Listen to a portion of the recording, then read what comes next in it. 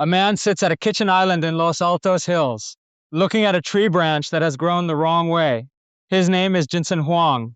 He is 63. He runs the most valuable company in the world. The coffee in front of him has been cold for an hour. His wife has just asked him a question he does not have an answer to. What you are about to hear is the unfilmed version. The facts are documented. The 1996 Sega call, the layoffs that took 2 days, the AlexNet paper Jensen read on a plane in September 2012, the phrase he has used for 30 years and now cannot decide whether it is true. The dialogue is dramatized within those facts. The questions are the ones nobody got to ask him. Now, listen. The coffee was already cold when she walked in. I'd been sitting there since, 4:30, 5. That morning? The morning of October 29th. The number had crossed at the opening bell in Asia, and by the time the markets opened here, it was the number nobody had been before. 5 trillion. That's the word for it. 5 trillion. Lori came down. She was still in her robe. She poured herself something, and she looked at me and she said, "How do you feel?" What did you say? Nothing. I didn't say anything. I was looking at the window. There's a tree out there that we planted maybe 12 years ago, and one of the branches has gone the wrong way, and I keep meaning to do something about it. I was looking at the branch.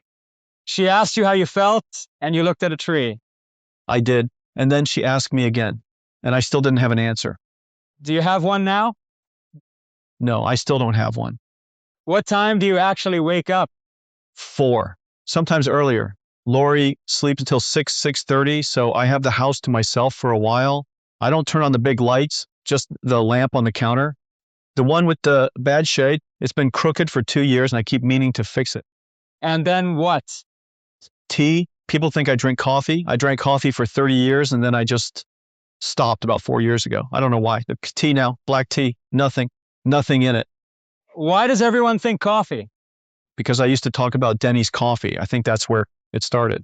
Anyway, I make the tea, I sit at the island, and I open the iPad. Emails. I have 60 direct reports, sometimes 65. It depends on the week. They send me whatever they need me to see. I don't ask them anything. I wait. They flag what's important. 60 direct reports. I know what it sounds like. The people who study management hate it. They say it's not how you're supposed to run a company. I've heard that for 30 years. I keep doing it. Why? Because if I have to ask, they're already too late. Either they tell me or it's a problem. There's no third option in my head. You said something just then, with your hand. The cuff. Yes. Yeah, I do that. I didn't know I did it until Lori told me. She watched me on television maybe 4 years ago, and she said, "Do you know you're always pulling at your sleeve?" And I said no. And then I started seeing it on every video. How long have you been doing it? I don't know. Long time. Probably since Oregon. I can't remember a year I wasn't doing it. It's worse when I'm thinking about something I don't want to think about. Are you doing it now? Yeah, I am. Where were you born? Tainan, southern Taiwan, 1963. My father was a chemical engineer for an air conditioning company, Carrier, eventually. My mother taught elementary school. We lived in a small place near her parents. How long were you there? 5 years. Then my father got moved. Bangkok. 1968. 68. Yeah. We landed in Bangkok and I remember the heat. That's the first thing I remember. Not the airport, not the apartment, the heat. The way the air feels when you walk out of an air-conditioned building into a Bangkok afternoon. It has a smell. People who didn't grow up there don't know how to describe it. It's frying oil from the food stalls and exhaust and something sweet from the fruit carts, and it sits on you. You were 5. 5. And the war was on, although I didn't understand that yet. I understood it later. There were Americans everywhere. There were soldiers on R&R. My mother kept us in the apartment a lot. How long were you in Bangkok? 5 years, until I was 10. Then my parents made a decision. Which was? To send my brother and me to the United States alone, to live with my uncle in Tacoma, Washington. Alone. Jeff was 9. I was 10. We had 2 suitcases. How did they explain it to you? They didn't, really. My mother had been teaching us English. She bought a dictionary from a bookstore in Bangkok, I remember the cover. It was green. It had a sort of plastic leather smell that I associate with that whole period of my life. And every night after dinner, she would teach us 10 words. She didn't speak English herself. She didn't know how to pronounce most of them. She was teaching us off the page. For how long? Years. I don't know. Long enough that I had a vocabulary, not a real one. The kind where you know the words, but you don't know how anyone uses them. And then one day they put you on a plane. One day they put us on a plane. My father drove us to Don Muang. He didn't come into the terminal. He stayed in the car. I remember that. He stayed in the car and we walked across this hot tarmac to the stairs of the plane, and I turned around once and the car was still there. Was he watching? I couldn't tell. The windshield the sun was on it. I couldn't see in. You landed in Tacoma. Tacoma. My uncle picked us up at SeaTac. He had a station wagon. I remember it had a sticker on the back window, a fish, like a Christian fish. They were religious people, kind. They were doing the best they could. How long did you live with them? A few months, maybe 6. They had their own children and there wasn't really room. And they didn't know what to do with us. We were quiet. Jeff was 9 and I was 10 and we didn't talk much. So my aunt and uncle started looking for a school. A boarding school. That's what they thought it was. They were looking through a magazine. There was a Christian magazine they had a subscription to, and they found an ad. The name was Anita Baptist Institute, Kentucky. Did they visit it? No, they wrote a letter. They got a brochure. The brochure had a photograph of a stone building and some trees. It looked like a school. They paid the tuition and they put us on a Greyhound bus. Together. Jeff and me, we rode a Greyhound from Tacoma to Kentucky. I don't remember how many days. More than 2. When you got there? When we got there, it was August. The cicadas were going. That sound, if you've ever been in eastern Kentucky in August, that sound is the loudest sound there is. It comes from everywhere and nowhere. The whole air is vibrating. And the school? The school was real. The building in the photograph was real.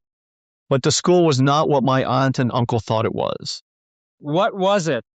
It was a school for kids with problems. Some of the boys had been sent there by courts, some of them by parents who couldn't handle them anymore. There were boys there who had done things. There were boys there who couldn't read. And you were 10. I was 10. I didn't speak English well. I weighed maybe 70 pounds. They put me in a dorm with kids who were 15, 16, 17. When did your aunt and uncle find out? I don't know that they ever did. I never told them. Jeff never told them. Why would we? They were doing the best they could. You were 10 and you decided not to tell them. I don't know if it was a decision. I don't have words for what I felt when that Greyhound pulled away. I was 10. I stayed. Before we go any deeper, if this is the kind of conversation you've been looking for, the kind that doesn't rush and doesn't sell you anything, hit subscribe. We release one of these every week, and the people who find them usually stay for years. Okay, back to you. What did you do that first week? I cleaned bathrooms. That was the assignment for the youngest kids. Every boy at the schools had a chore, and the youngest got the bathrooms. There were 8 of them in my dorm building. I cleaned them every afternoon after class. You'd never done that before? No, in Bangkok, we had someone who did that. In Taiwan, my mother did it. I didn't know how. The first day, an older boy showed me. He showed me so I could hold the mop so it didn't soak my shoes, and he showed me which corner to start in. He didn't have to. How old was he? 17. I never asked. He was a big kid, heavy. His arms were thick the way kids who work outside get thick. What was his name? I'm not going to say. I don't want to say it. Okay. I'm sorry. There are reasons. I'll say what I can say. Tell me what you can say. He couldn't read. He was 17 years old and he couldn't read. He'd been at the school since he was 11. I don't know what happened to him before that, and I never asked. But he couldn't read, and the school knew it, and they had given up on it. And you taught him? We made a trade. He taught me how to lift weights. There was a weight room in the basement of the gym, just a concrete room with some bars and plates from probably 1960-something, and I taught him how to read every night after lights us out. We sat on the floor of his room with a flashlight. What did you start with? A children's book. I don't remember the title. It had a dog on the cover. I would read a sentence, he would read back, and if he got it wrong. We would go again. He would get angry sometimes. Not at me, just angry. He would put his hand flat on the page and press down like he could push the words into himself that way. How long did this go on? 2 years, the whole time I was there. Did he learn? He learned. He could read by the time I left. Not well, but he could read a newspaper. He could read a letter. Did you stay in touch? Jensen. I tried. Years later, after Stanford, when I had a little money, I tried to find him. I called the school. I wrote letters. The school had changed administrations. Nobody knew who I was talking about. He didn't have a last name I could remember properly. I'm not sure I ever knew it correctly. He was a kid in Kentucky who couldn't read, and then he could, and then he was gone. You did it again. The cuff. Yeah, I noticed. You said it gets worse when you're thinking about something you don't want to think about. I was thinking about him. I think about him sometimes when I shouldn't. In meetings. Driving. Last week, I was on a flight and I was looking out the window and I was thinking about the way he pressed his hand on the book. I don't know why it comes back. It just does. Anyway. Yeah, where were we? Your parents came to the U.S.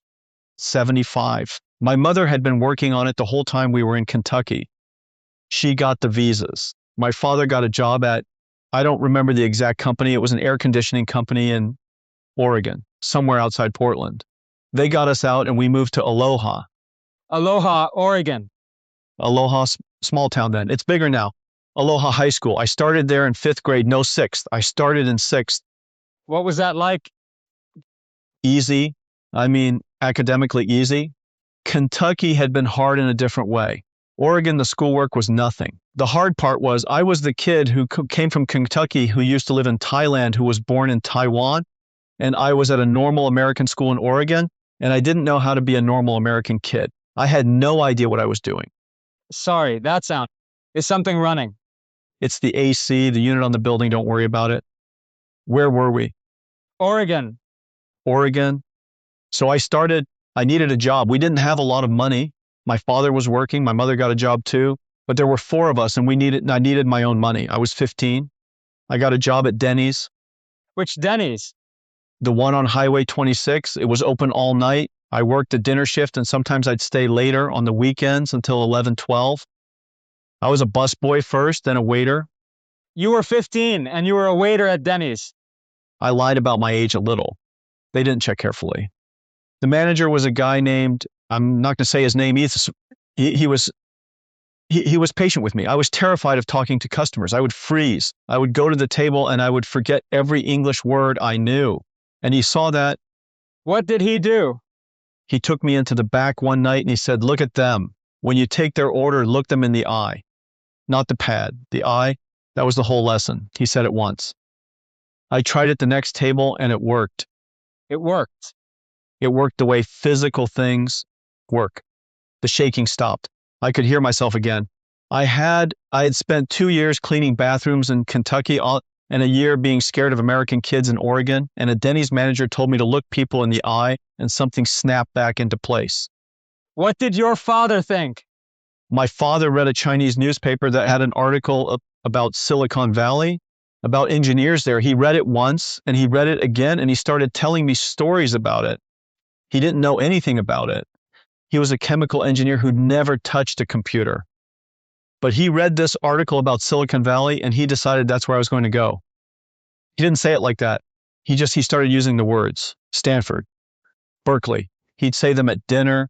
He didn't know how to pronounce Berkeley correctly. He said Berkeley. So you knew? I knew. From 13 or 14, I knew I was going to be an engineer. You went to Oregon State. Oregon State, electrical engineering scene. I'd skipped some grades by then. My English had caught up. I was good at math. I was good at the technical work, and Oregon State was affordable. My parents could just about pay for it. How did you meet Lori? A lab class, sophomore year, engineering lab.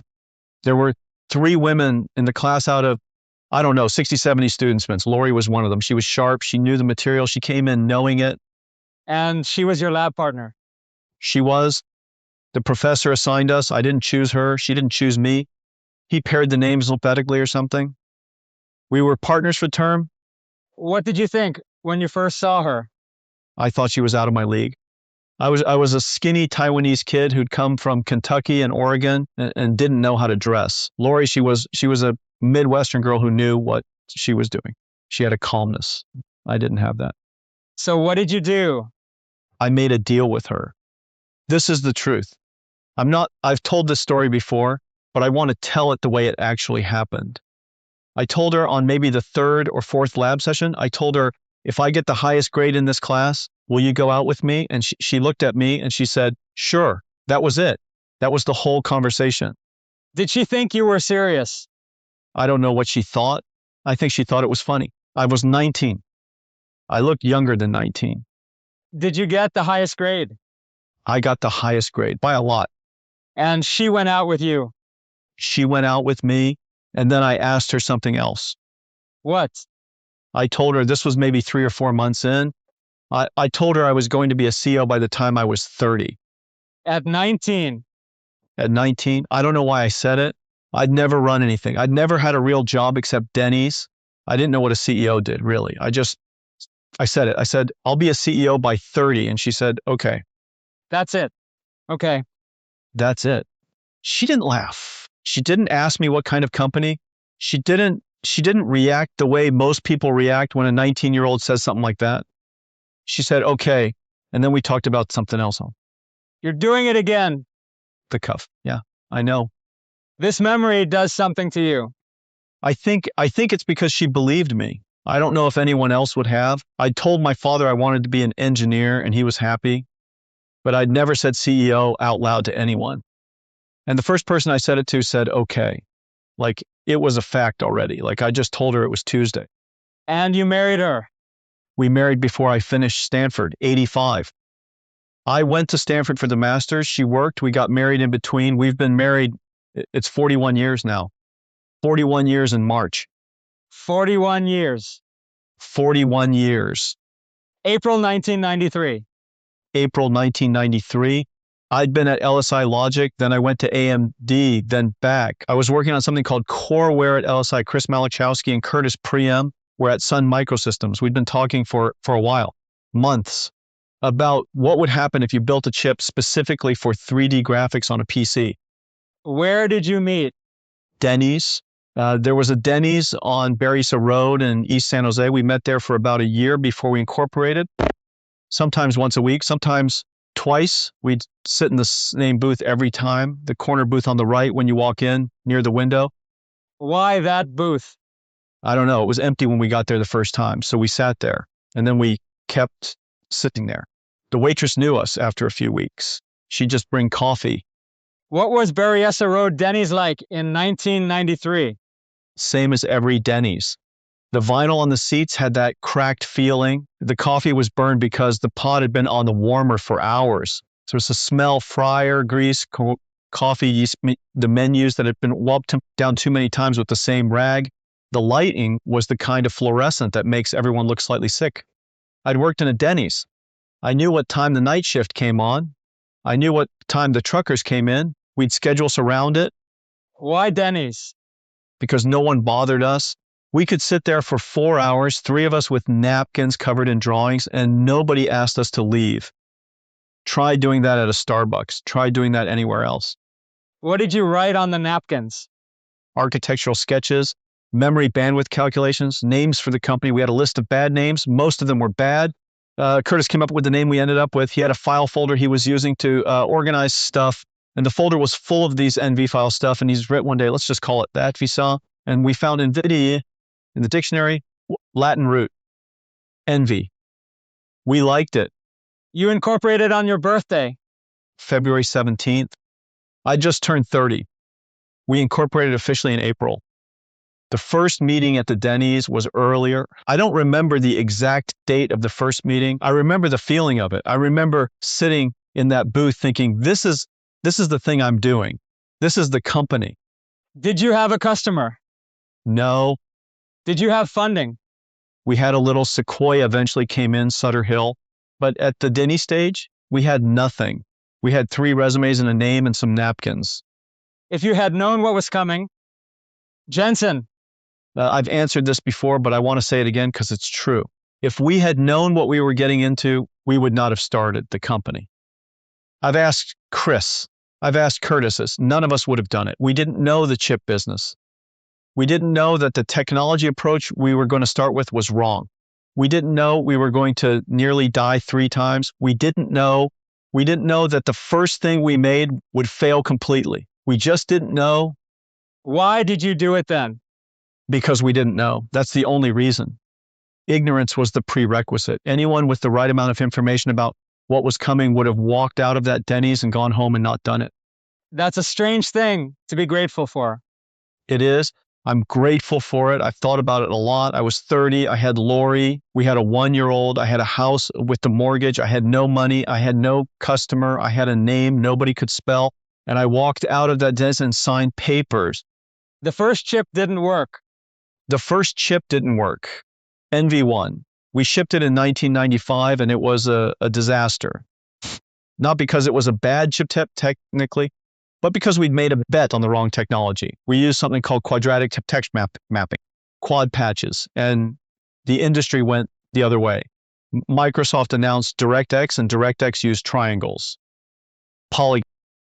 Everything we'd built was incompatible with where the world was going. When did you know?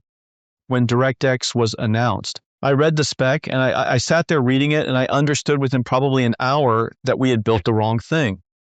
2 years of work, every dollar we had raised, our entire chip, wrong. What did you do?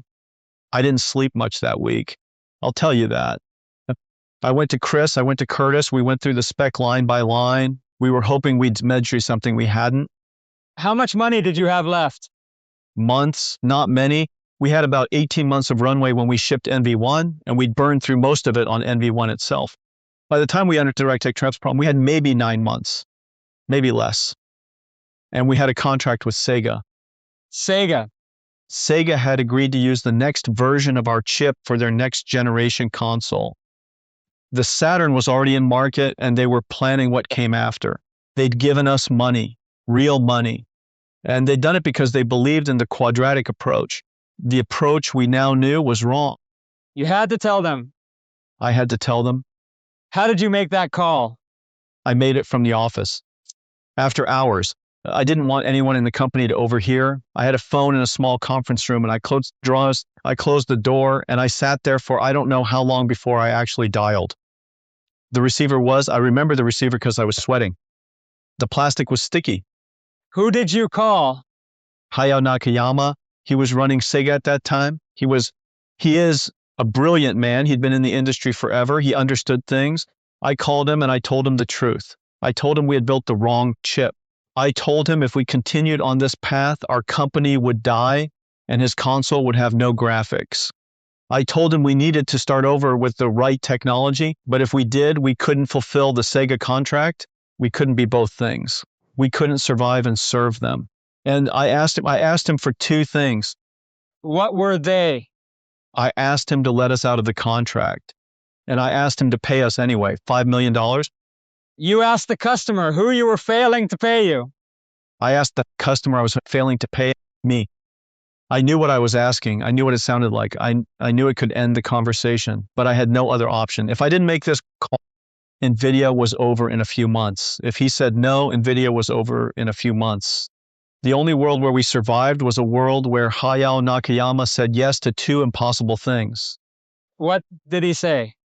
He didn't say anything for a long time. I remember the silence on that line. It was an international call, and there was that slight delay you used to get on long distance calls and long distance calls in the 90s. So I couldn't tell if he was just thinking or if there was a connection delay. I eventually a receiver and I waited. I understand. He said, that was the call. He got it. He got it. I've thought about that man every year since then. Sega didn't have to do it. He could have sued us. He could have demanded delivery. He could have done a lot of things. He paid the $5 million and he let us go. Did you say thank you? I said thank you. I said it badly.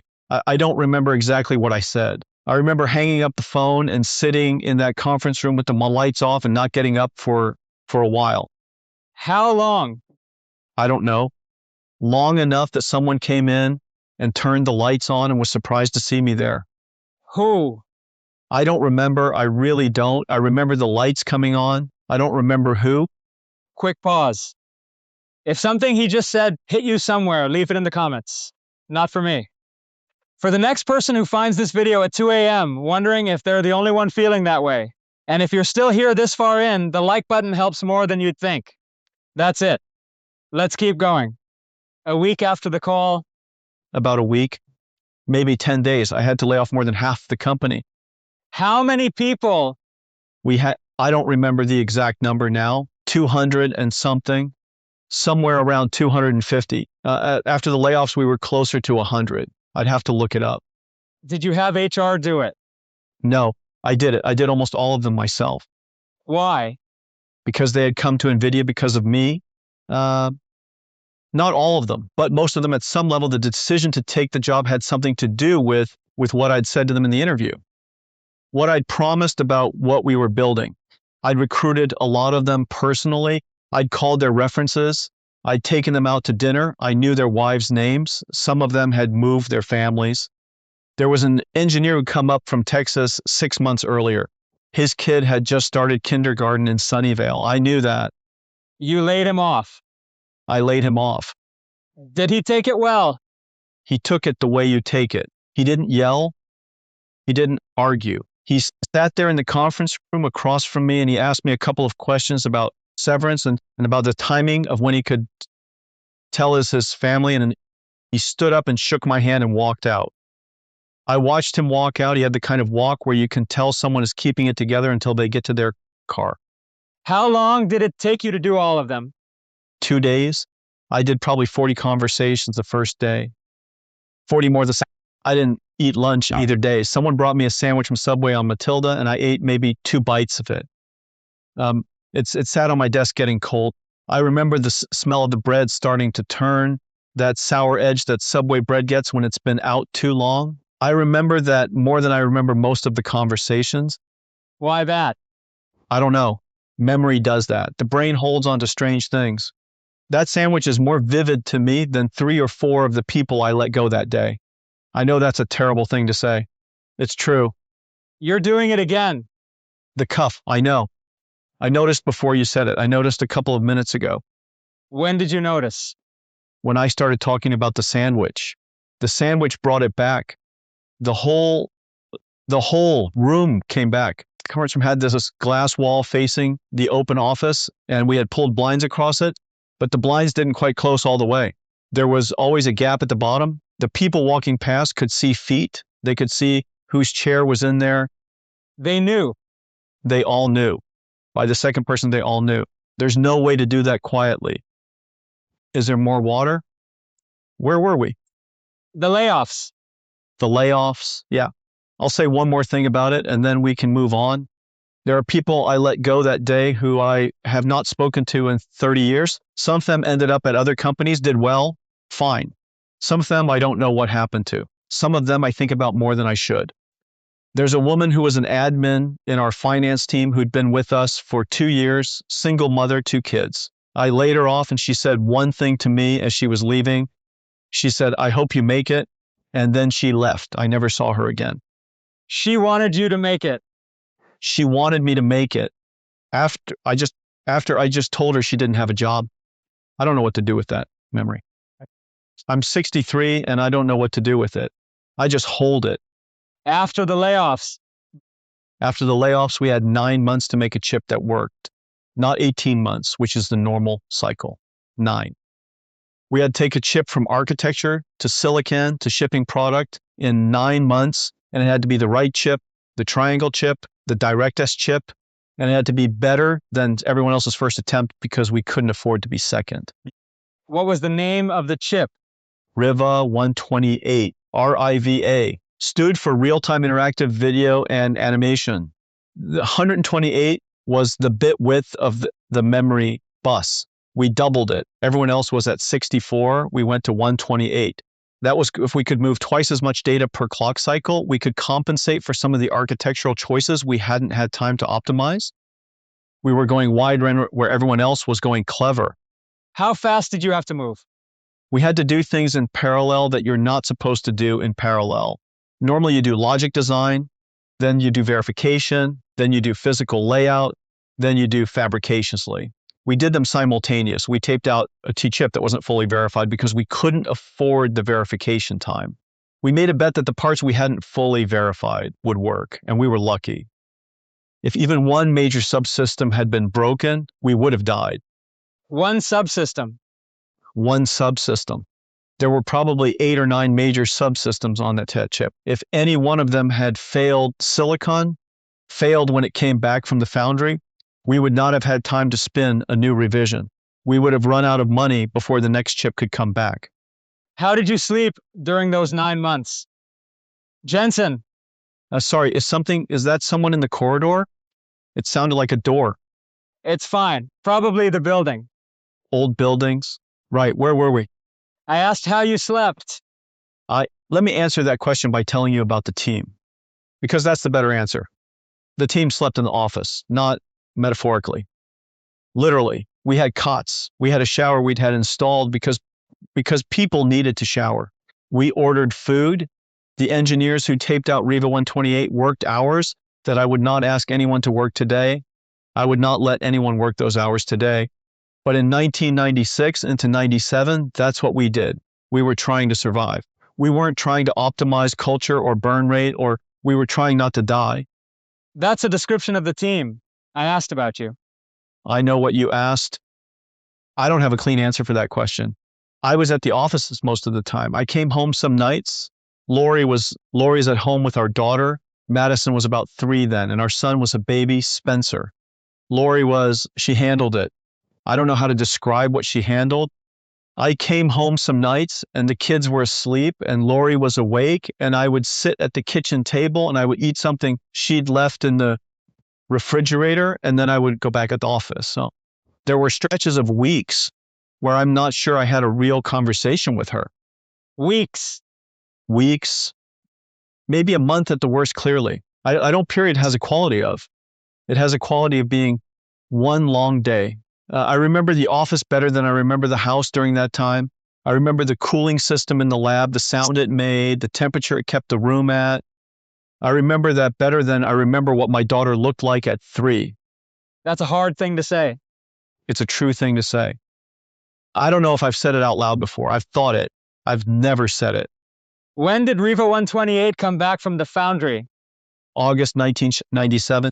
The chips came back and we tested them and they worked. Not perfectly. There were issues, but they worked. We shipped product in the fall. By Christmas of 97, we were back, not safe, but back. Not dying that month. And you got home. I got home. I don't remember the specific night. I remember a Sunday in maybe September or October when I came home in the afternoon for the first time in I don't know how long. And Madison was in the backyard and she looked up at me. She looked up like she was checking who it was. And that's the part I remember. 2006, CUDA. 2006. We launched CUDA. The idea was that the GPU, the graphics processor, could be used for general computation, not just for drawing triangles, for anything, for physics simulation, for finance, for science. We thought it would change computing. We were right. We were also about a decade early. Wall Street hated it. Wall Street did not understand it. There's a difference. They didn't hate it because they understood it and disagreed. They didn't understand what we were doing.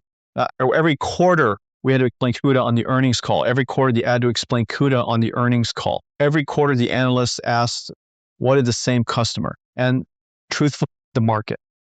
Who is the customer? The truthful answer for years, but we're going to keep building it. How long did that go on? 6 years. 7, the stock got punished for it. We had years where I would look at the price and the market was telling me I was wrong every day. 2008 came. Bumpgate. We had to set aside about $200 million for a chipset failure. The stock cratered. People were saying the company was over. Did you think about pulling back on CUDA? No. Really? Not once? I want to give you the honest answer. There were nights I thought about it. There were nights where the numbers in front of me made it the rational thing to do. Cut CUDA, save the cash. Focus on graphics. We would have survived another 5-10 years easily. The stock would have come back. I would have looked smart.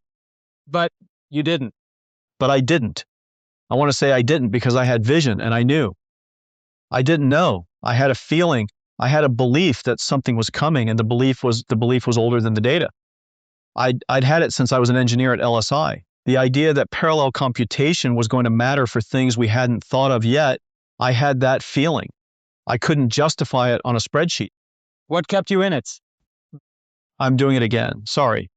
The cuff. Yeah, I'm not even going to try to stop it right now. It's there. It's there. It's there because we're getting close to the part that I don't have a clean answer for. What kept you in it? I think I was afraid of being the person who was wrong about the wrong thing. Does that make sense? There are different ways to be wrong. You can be wrong because you bet on the wrong technology. That was NV1. You can be wrong because you executed poorly. You can be wrong because the market shifted under you. But you can also be wrong because you got close to something and you backed away. And I didn't want to be that one.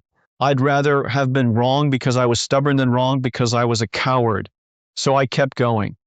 When did you know you'd been right? September 2012, the AlexNet result. Tell me about that. It was a paper. Jeff Hinton's team at Toronto, Krzyzewski and Sutskever and Hind, they won the ImageNet competition, image classification. They beat the next best team by something like 10 points, which in that competition was unheard of. The previous year's improvements had been fractions of a percent. They jumped 10 points. They did it with a neural network, and they trained it on 2 GeForce GTX 580s, 2 of our gaming cards. Where were you when you read about it? I was on a plane, I think. I was on a plane or in a hotel. I think it was a plane. I was on the iPad, and I saw the result, and I read it twice. I knew immediately. I knew within 30 seconds of reading the abstract. This is it. This is the thing we've been waiting 6 years to find, not finance, not physics. This. Neural networks were going to take everything we'd built for graphics, and they were going to run on it, and we were going to be the only company in the world ready for them. What did you do? I didn't do anything. I sat there, I closed the iPad, I looked out the window. I think I was on a plane. There was a lot of light. I remember the light. I remember thinking, we're going to be the most important company in the world. And then I thought I shouldn't say that out loud to anybody. And I didn't. I didn't tell Lori. I didn't tell the board. I didn't tell anyone for a long time. I knew. And I went back to work. You have a phrase you've used for 30 years. I know the one. Our company is 30 days from going out of business. That one. When did you start saying that? After the Sega call, after the layoffs, somewhere in there. I don't remember the first time I said it out loud. I remember when it stopped as saying a sentence and became a thing I carried around. That was sometime in late 96. You said it last year on a stage in front of thousands of people. You said NVIDIA was 30 days from going out of business. I did. NVIDIA was worth about $3 trillion when you said that. It was. Is it true? Jensen, is it true? Not the way I'm using it. Then why do you keep saying it? Because I don't know who I am if I stop saying it. I've thought about that. I've thought about it a lot. I know how it sounds. I know it sounds like a CEO doing a humility bit. It started as something real. In 96, it was literally true. Then in 2008, it was almost true again. There were years where it was a real thing, but it stopped being literally true a long time ago. And I kept saying it. And at some point, I realized I was saying it because I needed to keep believing it. Not because it was a fact, because if I stopped believing it, I wouldn't know how to come into the office. What would happen? I genuinely don't know. I've never let myself find out. Every time I get close to thinking, okay, we made it, we're safe, I find something to be afraid of. There's always something, some competitor, some technology shift, there's always something. And I find it and I focus on it and I tell myself we're 30 days away. And I get up at 4 the next morning and I read the emails. That's a strange way to live. It is a strange way to live. My father used to say, anyway, it is a strange way to live. I don't recommend it. You started to say something about your father. I know. I'm going to leave that one, if that's all right.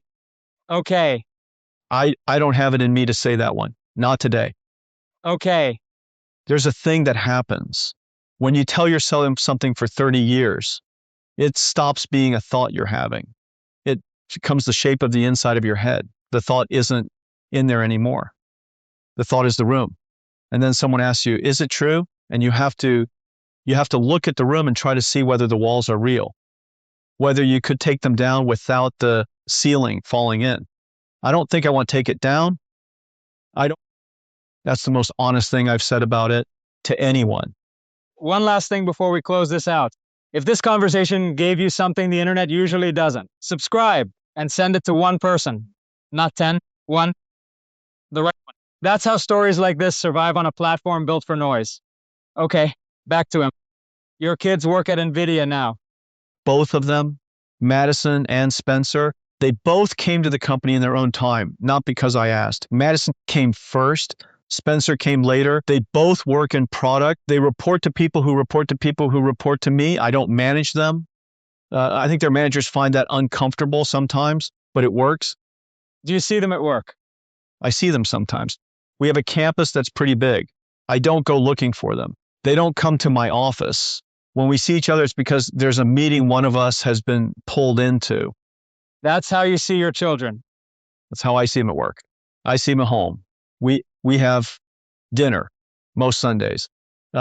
Lori just does the Sunday thing. Spencer has a girlfriend. Madison they come over. It's sometimes they bring friends. It's mostly a normal family dinner if you took out the part about what the parents do. Does Lori want you to do anything differently? Yes. What?